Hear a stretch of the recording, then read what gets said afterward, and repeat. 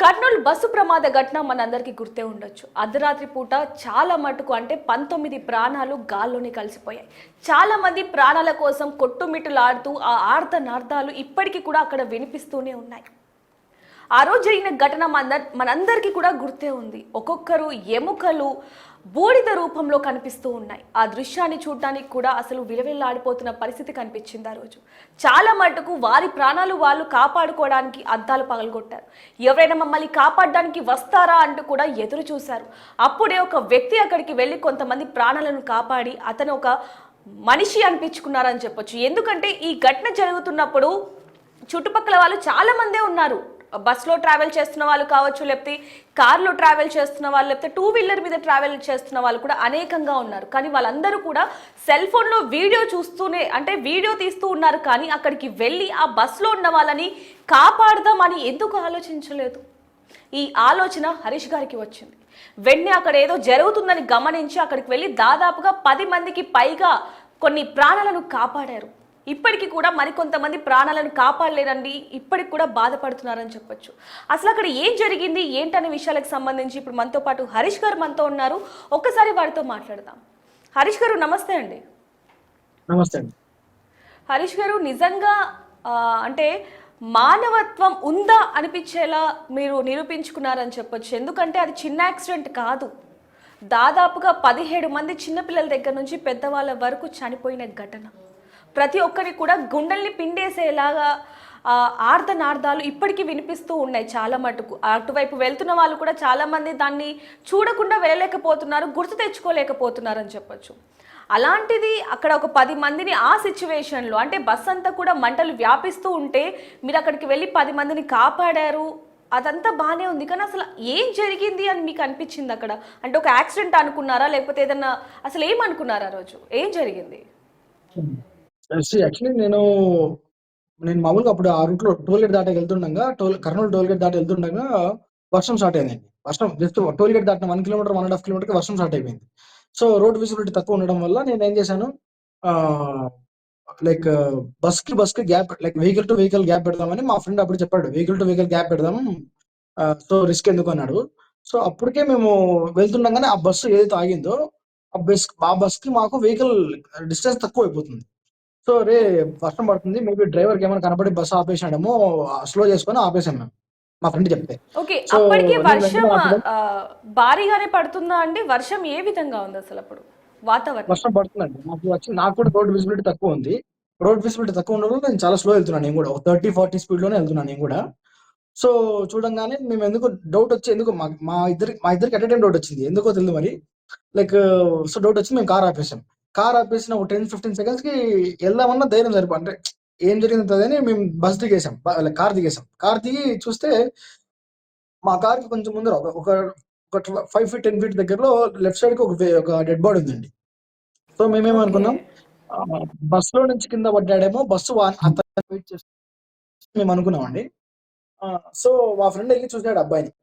అప్పుడు నాకు చెప్పాడు అప్పటికే స్పాట్ డెడ్ అని.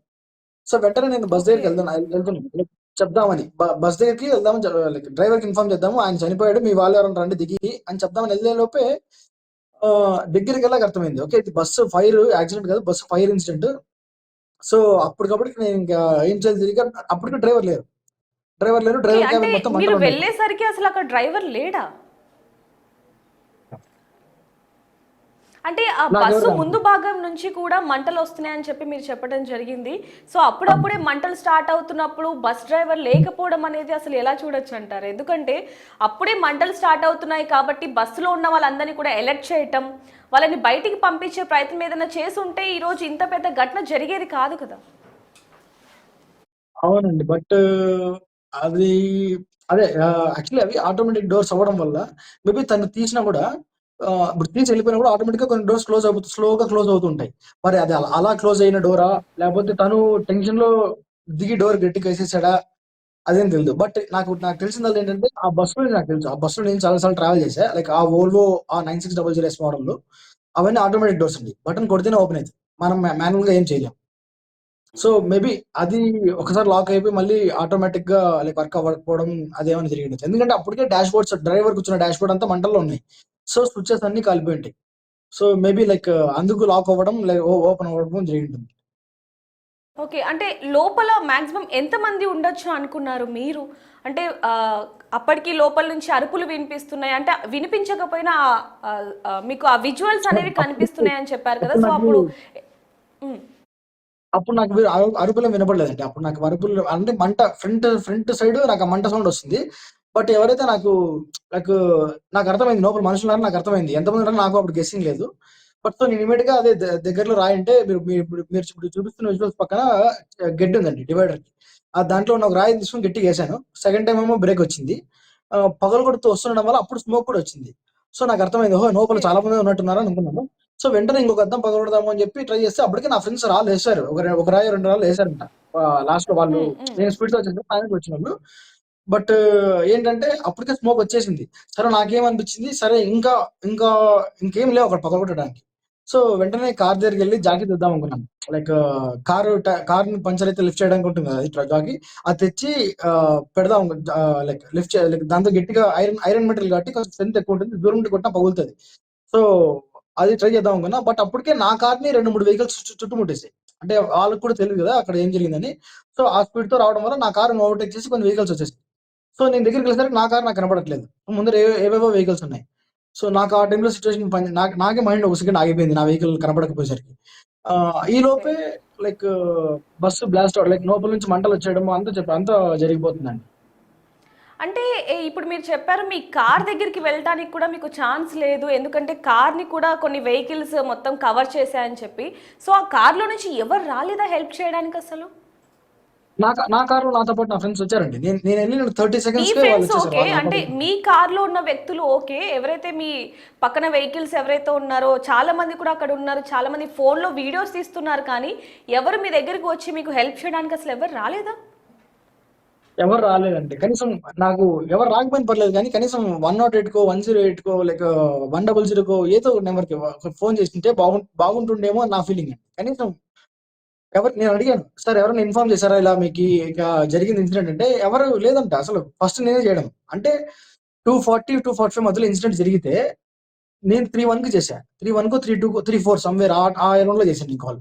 అప్పటివరకు ఇన్ఫర్మేషన్ ఎవరు ఇవ్వలేదంట. అంతమందున్నా కూడా ఇవ్వలేదు. మళ్ళీ నేను కార్ డ్రైవ్ చేస్తూ మా ఇంటికెళ్తూ అప్పుడు ఆలోచించా. కనీసం ఒక్కరన్నా రెస్పాన్స్ ఇచ్చుంటే కనీసం ఆహ్, ఈ ఈ ఇప్పుడు కాలిపోయిన వాళ్ళు కాకోకుండా దుంకిన వాళ్ళకన్నా ఫస్ట్ ఎయిడ్ తొందరగా అందేదేమో కదా! బై బై గాడ్స్ గ్రేస్ ఎవరికీ అవును. పెద్ద ఇంజ్యూరీస్ కాలేదు. సో, అందరూ సేఫ్‌గానే ఉన్నారు. బట్ అంబులెన్స్ అది ఈ సిట్యుయేషన్ కాకపోయినా ఇంకో సిట్యుయేషన్‌కైనా అంబులెన్స్ వెంటనే కాల్ చేయాలి కదా! కనీసం 100కో ఎవరికో ఒకరికి. నేను ఒక ఆయన్ని అడిగా. చేయొచ్చు కదండీ మీరు ఇట్లా అంటే, ఎందుకులెండి రాను లేనిపోని కేసులు మళ్ళా ఏమైనా జరిగితే మమ్మల్ని పిలుస్తారు స్టేషన్‌కి" అని చెప్పి అన్నారంట. మరది అంటే ధైర్యం అనుకోవాలో లేకపోతే యెస్. అక్కడొక బస్సు కాలిపోతుంది. ఆ బస్‌లో దాదాపుగా బస్ అంటేనే మనకు తెలుసు 20 నుంచి ఒక 30 మెంబర్స్ దాకా ఉంటారు. చిన్న పిల్లలు కూడా ఉంటారనేది మనందరికీ తెలుసు. ఎందుకంటే అది ట్రావెల్ బస్ కాబట్టి. అలాంటిది అంత నిర్లక్ష్యంగా సమాధానం చెప్తున్నారు అంటే అసలు వాళ్ళని ఏమనుకోవాలి? ఒకవైపు నుంచి వర్షం పడుతుంది. మరోవైపు అక్కడ ఒక డెడ్ బాడీ ఉంది. దాన్ని కూడా చాలామంది గుర్తించే ఉండొచ్చు. అలాంటిది ఆ సిచ్యువేషన్‌లో అసలు ఎవరు కూడా కొంతమంది ప్రాణాలు అంటే అక్కడ ఉన్న వాళ్ళల్లో ఇప్పుడు మీరు ఒక 10 మంది ప్రాణాలు కాపాడారు. అలాగే అక్కడ ఎవరైతే ఉన్నారో వాళ్ళందరూ తలుచుకుంటే ఈరోజు ఎవరైతే 19 ప్రాణాలు లేవు అనుకున్నామో వాళ్ళందరూ కూడా బ్రతికుండేవాళ్ళుగా. ఆ! ఖచ్చితంగా అండి. ఖచ్చితంగా ధైర్యం చేసి వచ్చుంటే బతికుండేవాళ్ళు. బట్ యాక్చువల్లీ నేను చదివింది మెకానికల్ ఇంజినీరింగే. సో, నాకు తెలుసనమాట. బస్సు పేలడానికి ఇంకా ఎంత టైం ఉండొచ్చు అని. ఎందుకంటే ఫ్రంట్ సైడ్ వస్తున్నాయంటే ట్యాంక్ బ్యాక్ సైడ్ ఉంటుంది. మిడిల్ గాని, బ్యాక్ సైడ్‌లో గాని ట్యాంక్ ఉంటుంది. Fuel tank. సో, దానికి ఇంకా మంటలు రావడానికి ఇంకా టైం ఉంది కాబట్టి నాకు తెలుసు కాబట్టి నేను కొంచెం ధైర్యం చేసి ముందుకెళ్ళాను. నేనెళ్ళడం వితిన్ సెకండ్స్‌లోనే నా ఫ్రెండ్స్ కూడా వచ్చేసారనమాట. But maybe okay. ఆ నాలెడ్జ్ గాని, బస్ గురించి గాని అక్కడున్న వాళ్ళకి తెలియక లేకపోతే మంట చూసి భయపడో ఎందుకో మరి ముందుకు రాలేదు. ఓకే. అంటే నాకు కూడా ఆ క్షణంలో ఏం భయం అనిపియలేదు. ఓకే. వర్షం పడుతుంది. అందులోనూ అది హైవే. సో, ఎంత డిస్టెన్స్‌లో వెళ్ళాలి? ఎంత స్పీడ్‌గా వెళ్ళాలి? అనేది మీకు అర్థమైంది. సో, మీరు 30-40 స్పీడ్‌లోనే వెళ్తున్నారు. అంతకంటే ముందు ఎవరైతే ఇప్పుడు ఈ బైక్‌కి అంటే ఈ యాక్సిడెంట్ మొత్తం చేయడానికి కారణమయ్యారో, ఎవరైతే శివశంకర్ అనే వ్యక్తి ఉన్నాడో, లైట్ లేకుండా వర్షంలో దాదాపుగా 70 స్పీడ్‌లో వెళ్తున్నాడు అంటే, ఇంకా యాక్సిడెంట్ అసలు ఏ దారుణంగా జరిగిందనేది మనకు తెలుసు. స్పాట్‌లోనే చనిపోయాడు అనేది కూడా మనం విన్నాం. ప్రతి ఒక్క వార్తల్లో కూడా. అవును. సో అది విన్న తర్వాత మీకు ఏమనిపించింది? అంటే ఆ బస్సు కింద ఒక ఏదైతే బైక్ ఉందో ఆ బైక్ కారణంగానే ఇంత పెద్ద యాక్సిడెంట్ అయిందని అనుకున్నారా? అప్పుడు ఏమైనా చూసారా చుట్టుపక్కల అసలు ఎందుకు ఈ ఫైర్ కన్ఫర్మ్. యాక్సిడెంట్ ఎందుకంటే జరిగింది ఏంటనేది? కన్ఫర్మ్ అండి. ఎందుకంటే నేను ఎస్ఐ, సిఐ సార్ ఎవరో వచ్చారు. వాళ్ళకి నేను బైక్ లైన్స్ క్లియర్‌గా చూపిచ్చా. సార్ డ్రాగ్ చేసుకుంటూ వెళ్ళింది సార్ బస్‌ని అని నేను చూపిచ్చాను తర్వాత అంతా ఫైర్ ఇంజిన్ అంతా వచ్చాక. సార్ గారికి ఎక్స్‌ప్లెయిన్ చేశా. చూపిచ్చానక్కడ. అండ్ వన్ మోర్ థింగ్ వచ్చి 100% డామ్ షూర్ ఒకవేళ ఆ అబ్బాయి హెల్మెట్ పెట్టుకోనుంటే ఖచ్చితంగా బతికేవాడండి. ఎందుకంటే నేను బాడీని దగ్గర నుంచి చూసాను నేను. ఒక ఒక మళ్ళీ ఇన్సిడెంట్ తర్వాత నేను మళ్ళీ బాడీ దగ్గరికెళ్ళా. ఎందుకంటే నా కార్ దగ్గరికి నేను ఎళ్ళా గదా! లైక్ అంతా ట్రాఫిక్ క్లియర్ అయ్యాక. అప్పుడు నేను బాడీని చూసాను. ఆ అబ్బాయికి ఎక్కడే గాని దెబ్బలు లేవు. ఓన్లీ మొహం ఒకటే ఇదంతా పగిలి మొత్తం చీలిపోయి లైక్ డ్యామేజ్ వచ్చి స్కిన్ అంతా బయటకి రావడం అది జరిగింది. ఖచ్చితంగా హెల్మెట్ ఉంటే ఖచ్చితంగా బతికేవాడు అతను. ఎందుకంటే మీరు అబ్జర్వ్ చేస్తే సెకండ్ అబ్బాయికి ఏం హ్మ్. కాలేదు. ఫస్ట్ అబ్బాయికి ఒకటి ఏమైందంటే ఫర్ షూర్ హెల్మెట్ లేకపోవడం వల్లే. కనీసం హెల్మెట్ ఉన్నా ఆ అబ్బాయి బతికేవాడు. ఖచ్చితంగా బతికేవాడు. బతికి బండిని పక్కకు తీసేవాడు. అందులో వాళ్ళు డ్రింక్ చేసి ఉన్నారనేది కూడా పోలీసులు చెప్పడం జరిగింది. అండ్ అలాగే తన అంటే ఎవరైతే బండి మీద రెండో వ్యక్తి ఉన్నారో ఎర్రస్వామి అనే వ్యక్తి అతను కూడా చెప్పడం జరిగింది. మనం ఆ పెట్రోల్ బంక్ దగ్గర వీడియో కూడా చూసుకుంటే సీసీటీవీ ఫుటేజ్ దాంట్లో కూడా వాళ్ళ ప్రవర్తన ఎలా ఉంది అనేది వాళ్ళ కారణంగానే ఈరోజు 19 కుటుంబాలు అనాథలయ్యాయి అంటే అది చిన్న విషయం కాదు అసలు. అవునండి. నాకిప్పటికి తలుచుకుంటే